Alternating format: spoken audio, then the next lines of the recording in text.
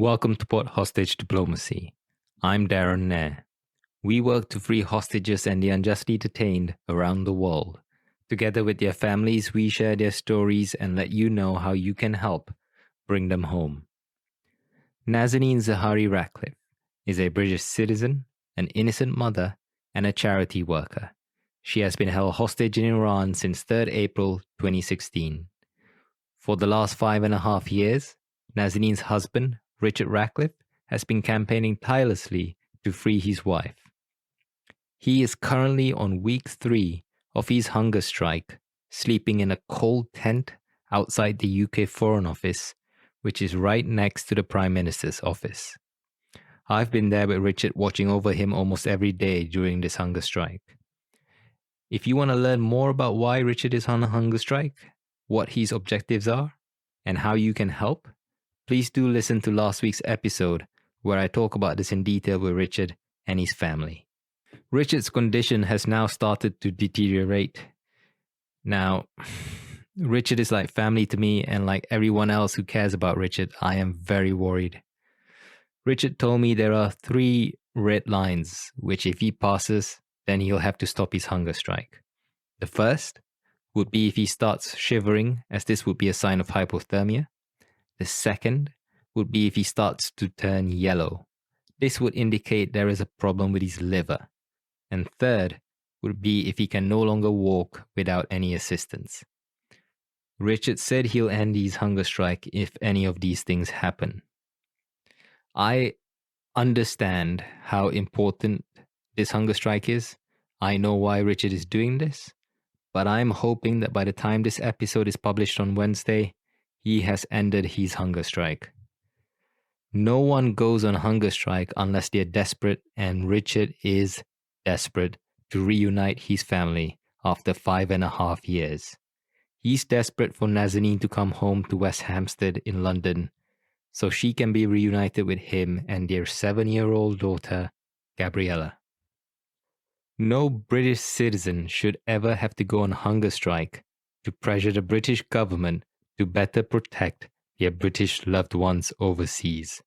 Now, for those of you who don't know this, if you are a British citizen and you are wrongfully detained in another country through no fault of your own, the British government is not legally required to assist you. Currently, the Foreign Office may do so at their own discretion. What the term discretion really means here is, if there is an incentive for the government to act, if there is enough public pressure, enough good caring people who keep contacting their members of parliament, calling on the government to free Nazanin, then they will do what it takes to bring her home. Richard knows this, which is why he started the Free Nazanin campaign. It's a campaign that has touched the hearts of millions of people around the world. The Free Nazanin petition on change.org so far has 3.6 million signatures.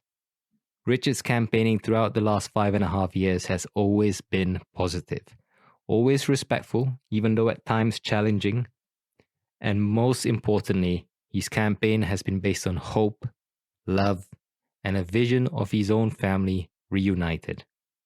Now, this is something we can all relate to. Good, caring people from all walks of life have come together to help Richard free Nazanin. One of them is a volunteer by the name of Stephen Quentin. I'm Stephen Quentin, and I've been a supporter of Richard Ratcliffe's campaign since May 2016. I became involved in the Free Nazanin campaign when I signed the petition on change.org. After that, I followed the campaign on Twitter and shared the petition updates. But it was later that year that I really got involved in supporting through social media and Twitter storms. That was around the time the unjust 5-year sentence was handed down following a sham trial on secret charges. That crystallised things for me, a watershed moment. Until then, there was a hope it could all be sorted out somehow and Nazanin could return home. After that sentence, the case turned deadly serious. 2021 seemed an awful long way away then. I remember thinking, can I go on tweeting about this for 5 years? The answer was yes, I can, and I have. I've also attended many events, written to my MPs several times, 2 different MPs since 2016, and helped to organise a performance of the play Nazanin's Story in the library where I'm a volunteer. Now, over 5 years have gone by, and this injustice might carry on for a further 2 years. And Richard is struggling against both the injustice of the Iranian government and the inaction of the British government in response. It's increasingly plain what the Iranians want: settlement of the IMS debt dating back to the 1970s. But it also seems clear the British government is choosing not to pay it, for reasons that remain unclear. I first met Richard and other family members in Cardiff in March 2017. It was an event to mark the Iranian New Year, Nowruz. It was for that holiday the previous year that Nazanin had travelled with Gabriella to visit her parents in Tehran. And over the last 5 years, I've continued to support events and activities where I can until this day, including helping out at the hunger strike outside the Iranian embassy in 2019, and now outside the Foreign Office. And I intend to continue for as long as I can, or support is needed. Sometimes it seems hard to remember a time before the Free Nazanin campaign. Richard Ratcliffe is inspiring. In media interviews, he displays such dignity, composure, and clarity of focus. Perhaps it's partly from his profession as an accountant and auditor, the skill at digging into an issue and seeking the truth and bringing it out into the light. But beneath the calmness, there's a deep emotional commitment to the cause of reuniting his family. Would the campaign be sustainable without that? A normal family caught up in the sweep of world events. They've had to endure so many setbacks. It's a story of love and hope as much as suffering and injustice. And maybe that's why he's inspired so many people, like me, to come together, to keep turning up, taking part in things, staying involved on social media. So many strangers have come together and built bonds of friendship, both online and in real life. His work rate is phenomenal, never stopping his campaign, even days into his hunger strike, giving interviews and speaking with visitors. I have seen him over the last few days, clearly weaker in body, but his spirit remains strong. He wastes no opportunity to press his case and work for his wife's freedom. I don't pretend to any expertise, but through Richard's work, I've learned a great deal over the last 5 years. I am much more aware of the issue of hostage diplomacy, the patterns of its practice, and how corrosive it is. Richard's support of other campaigns has inspired me to support them too. All the supporters hope for Nazanin to be able to complete her journey home at last. But when that happens, there will still be many others caught in similar traps. Through Richard's inspiration, supporting such causes has become part of my life. Emmy Howell heard about the Free Nazanin campaign and decided to write a play about Nazanin's plight titled Looking for Mummy, Nazanin's Story. The play has received great reviews and she has performed it throughout the UK as well as in front of MPs in Parliament itself. I first heard about the plight that Nazanin was going through January 2017, and by that point it had already been going on for a while. And I think the first thing that kind of struck me was how we'd reached this point and I was only just hearing about the injustice and the horrendous conditions she was facing, and that kind of shocked me that I didn't know about it and that most people I spoke to didn't know about it, and it really kind of struck a chord that people weren't aware of what was going on to the extent that I felt that they really should be. So I arranged a meeting with Richard and, just kind of to see what I could do to help. And we kind of got talking and, it kind of snowballed. And as I've grown with the story, as the story's grown, it continues to inspire me with the absolute horrendous situations that both Richard, Nazanin and Gabriella have faced and are still facing.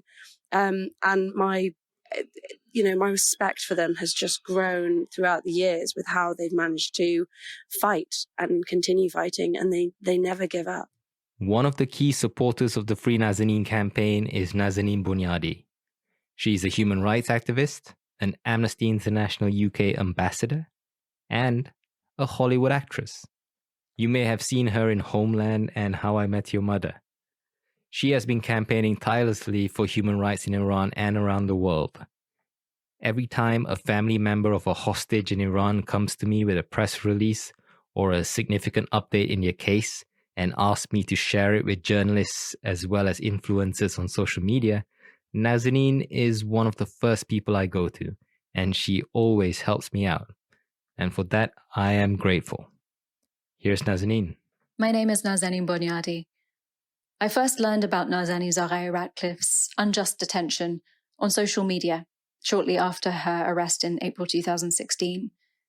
The hashtag Free Nazanin struck me for obvious reasons, but our given names weren't the only thing we had in common. We're both British Iranian women and the same age. Her fate could have just as easily been mine. I wrote an op-ed for CNN.com in May 2016 calling for her unconditional release, and I haven't stopped campaigning ever since.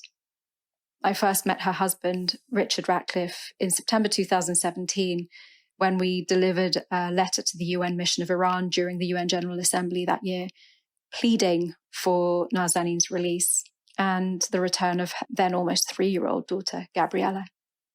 I've campaigned alongside him several times since then, both at the UK Parliament and on Capitol Hill. To know Richard is to witness the type of unconditional love that we only read about in fairy tales.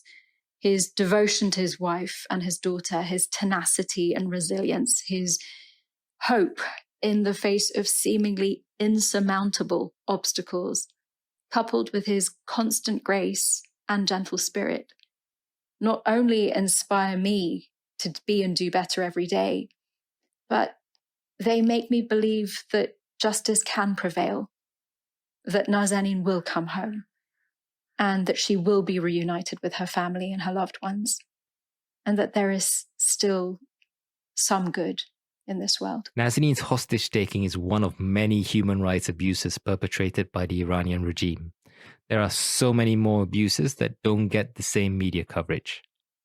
Richard has been using his platform to lift while he climbs, to shine a spotlight on these other human rights abuses. Human rights lawyers like Gissou Nia have seen Richard's campaigning and are very grateful. Richard is truly an inspiration. He is an inspiration to me as somebody who seeks to work with the victims and survivors of the Iranian state's human rights violations and atrocity crimes. He's an inspiration to me because of his absolute persistence to seek justice, to seek a positive outcome for his wife, Nazanin, but also for the expansive way in which he does his advocacy. He is not only consumed with his personal matters and Nazanin's case, but he expends that energy on others as well. I think he sees the common cause among everyone who is suffering, everyone who has been a victim of the Iranian state's brutality.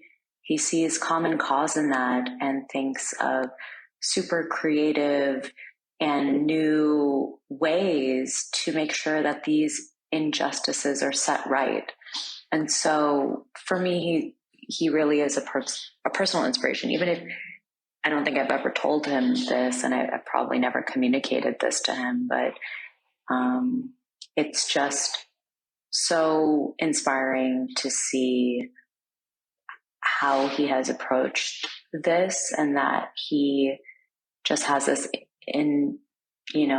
this unending spirit. Now, Nazanin is not the only British citizen who has been held hostage or wrongfully detained overseas. In 2018, British academic Matthew Hedges was wrongfully detained in the United Arab Emirates for 6 months and was subjected to inhumane treatment and solitary confinement, which is psychological torture. Richard helped Matt's wife, Daniela Tejada, campaign for his release. I'm Daniela Tejada. I'm Matt Hedges' wife, and I campaigned for his release in 2018 after he was arbitrarily detained in the UAE. Richard has been one of the biggest source of energy that I ever encountered throughout my campaign, even before establishing contact. Reading about his and Nazanin's ordeal in the news wasn't just a reminder that I wasn't the only one going through a similar situation, but that there was hope. Hope that the government would listen, hope that the British public would care. But above hope, I think it was just a great reminder of the power of love. The lengths that Richard has gone to for Nazanin and for his daughter were really huge sources of inspiration and huge sources of strength when I felt so incredibly weak. I knew that I had to put up a fight in the same way that Richard has, really, throughout these 5 years and 7 months. When I finally braced myself to make our situation public, Richard was one of the first few people that reached out to me and offered help. And indeed, he did. He offered me incredibly practical advice about people who I should be speaking to, networks that perhaps I hadn't reached out to that I should consider, ways of speaking to the Foreign Office that I hadn't tried, or perhaps I had, but not exactly to the right person. And I think above all, he did something that has not been just unique to me. He reminded me, like he has done to other families, that we're not alone and that many others are going through similar situations. And that when we come together, we actually have a really strong hand against any of our opponents, whether that's a foreign government or our own, because we can feed off each other's energy and feed off each other's intelligence and networks of information and experiences. So I think if I could summarize how Richard has helped me, I think it would probably be by creating an incomparable sense of unity with other families and with himself, and giving so much of his time and so much of his energy towards a common cause. Because we have to remember that the Free Nazanin campaign is not just a campaign for Nazanin's release. It's a campaign that really speaks about the rights of so many others whose rights have been violated abroad and whose rights the British government has failed to uphold. So I think Richard has helped all of us, really, in fighting for a cause that is as much unique to him as it is universal to us all. State-sponsored hostage-taking, also known as hostage diplomacy, is a global problem that requires countries from around the world to come together and put in place a global solution to ensure there is a consequence for the actions of rogue nations that take innocent people like Nazanin hostage. Unfortunately, there is no such solution currently in place. All we have at the moment is a declaration against arbitrary detention, which many countries have signed up to. But all it does really is it just names the problem. It doesn't have much teeth. It's a good first step, but it's not good enough. Current hostages and their families aren't in a position to wait until the international community gets its act together. So what Richard and the families of other hostages around the world, as well as their campaigners, have decided to do is to connect with each other, learn from each other, and work together to free their loved ones. Dr. Kylie Moore-Gilbert is a British-Australian academic. She was held hostage in Iran from September 2018 to November 2020. She was released in a prisoner swap. Kylie's colleagues and friends started the Free Kylie campaign and worked to bring Kylie home. One of the main campaigners was Kylie's colleague, Dr. Dara Conduit.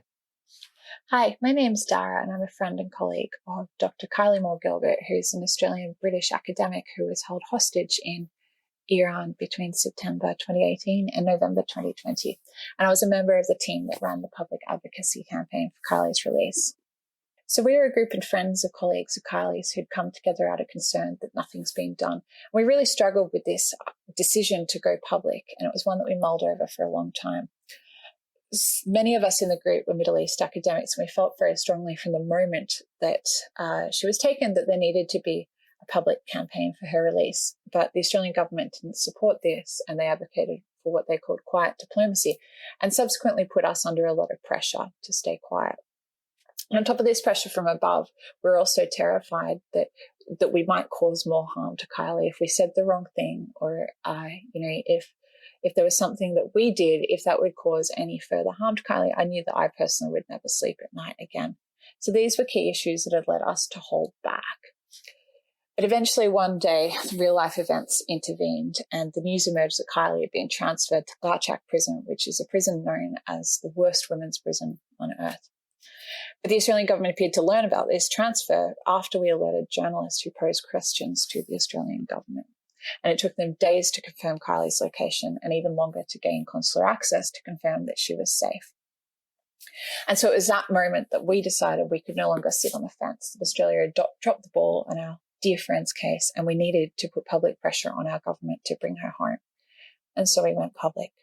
Now, this might seem like a really roundabout way of talking about the immense contribution that Richard Ratcliffe has made to our campaign, but I'm talking about this so that you can understand the position we were in when we went public, how scared we were of doing harm, and how much pressure we felt from our government, and how unclear we were about whether we were actually doing the right thing.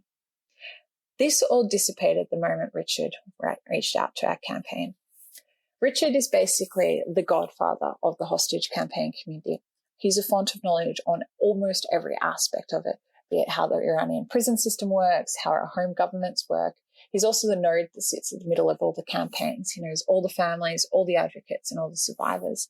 And he makes sure that we're all in touch so that we can share information and learnings, and also learn from one another and support one another. And Richard basically provided our campaign's training on hostage diplomacy. He taught us how the Iranian regime would likely play the game.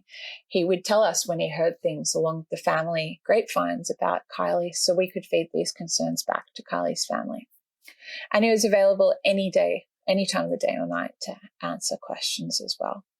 I think the most important thing he taught me personally was about how our home governments gaslight campaigns. Gaslighting is a strategy that makes someone question their sanity or perception of reality, and all the governments do it.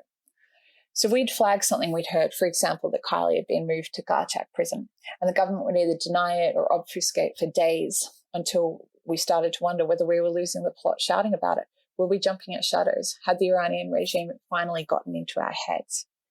Time after time, we were proven to be right. But for days, the government's strategy sowed doubt in us and in journalists in order to buy time for the government, to figure out what was going on. So they'd also do things like they'd constantly assure the media that Kylie was well, even though, even in the final few weeks of her ordeal, they kept saying she is well. And that seemed like a really strange thing, weird language to use, because she'd spent more than a year in solitary confinement. Nobody in that circumstance could be described as well. And I mean, she's since told me that those final weeks of her ordeal were the worst of the lot. But the government's gaslighting and this sort of language, Kylie's well, nothing to see here, made us doubt ourselves, particularly when the media ate it up. The media was like, oh, do you think maybe there's a resolution here? Is there something happening? And it made us feel like maybe we were shouting for nothing. Was Kylie actually fine and we were just causing trouble? Were we making things worse for her? But Richard helped us to understand this. He explains the government's gaslight campaigns to take the heat off themselves and to sow doubt, and to send a message there's nothing to see here and the situation's under control. I mean, Kylie in the end spent 804 days in prison, most of which were in solitary confinement and some of which were in the worst women's prison on earth. The situation was not under control. It doesn't matter how you try to explain it. Yes, she eventually got out, but that situation was far from under control. So once we understood this, it made it so much easier for us to get up day after day and to advocate for our dear friend, even though sometimes it felt that we were shouting into darkness. And Richard gave me the confidence to keep going. And so I guess I have endless gratitude for Richard and everything he's done, not only out of his unwavering love for Nazanin, and his efforts to resolve their own tragic family situation in the face of what can only be described as utter incompetence. And I mean, that's a polite way of saying it on behalf of the British government, but also for what he's given the rest of our campaigns. Richard should never have been expert in hostage diplomacy. None of us should have, but he's taken that unspeakable pain and he's channeled it for good. And in that way, I guess I feel a huge debt to him for everything he did for us and for me. And as long as I live, I know I'll never be able to repay him for that. But I hope he knows that if there's anything at all that I can ever do, if there's any way that I can even repay a small amount of that debt, he just needs to ask, and I am there. Thank you, Richard, for everything you did for us. Kylie Moore-Gilbert was held hostage in Iran with another academic, Fariba Adelkhah, who is a French citizen. Unfortunately, Fariba is still being held by the Iranian regime today. Marielle Debos is a key campaigner in the Free Fariba Support Committee. Here she is. My name is Marielle Debos. I'm a member of the Free Fariba Adelkhah campaign, and we want to send Richard all our thoughts and support. Fariba Adelkhah was arrested in Tehran in June 2019. At that time, there was another French academic, Roland Marchal, who was also arrested and then detained in Iran. We set up the support committee to campaign for their release, but at that time we had very little experience and we were basically under shock. Richard has been so helpful and generous.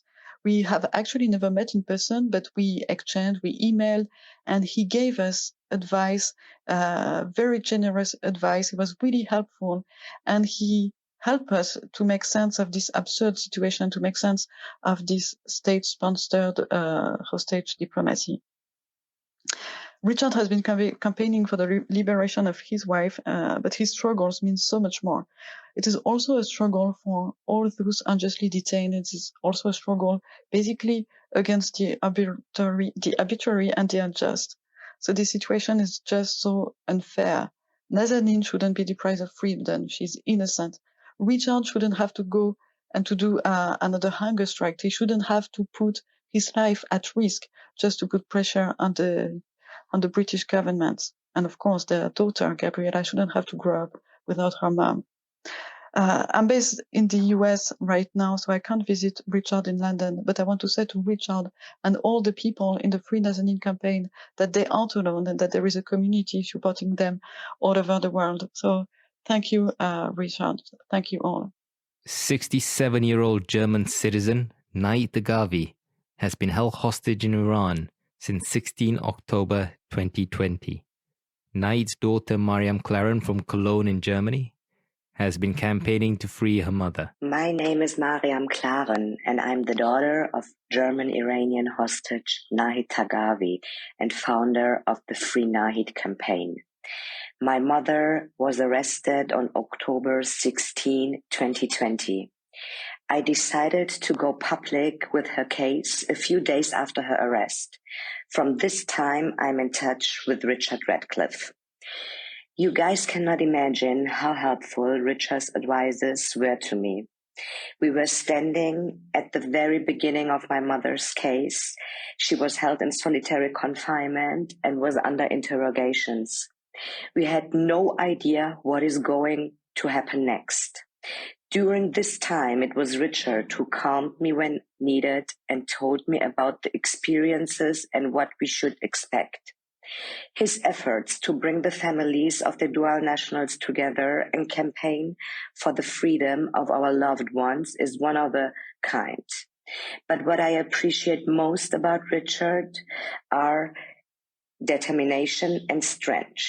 I mean, Nazanin was taken in 2016, 5.5 years ago, and Richard is still keeping her case alive. Since he is in his third week of his hunger strike, I'm very worried about his health. But he has my full solidarity. I will have his back and campaign with him until Nazanin is home. On 25th May 2019, 30-year-old American citizen Sam Goodwin was detained at a Syrian army checkpoint in the northeast part of the country. He was held in captivity for 62 days. Now a free man and back home in the United States, Sam has been working with the families of hostages, including Richard, to free their loved ones. Richard, this is Sam Goodwin from the United States. To put things simply, you are an inspiration to your family, to your country, and to the entire community globally who works on these hostage issues. When I was released from Syria, it was overwhelming to learn about all of the people involved in my case and the extraordinary efforts put forth to resolve it. Your perseverance is a remarkable demonstration of this and more. You have the unwavering support of all of us, so don't give up the fight. We can't wait for you, Nazanin, and Gabriella to be reunited. No one should have to go on hunger strike to pressure the British government to bring their loved one home. Richard Ratcliffe needs backup.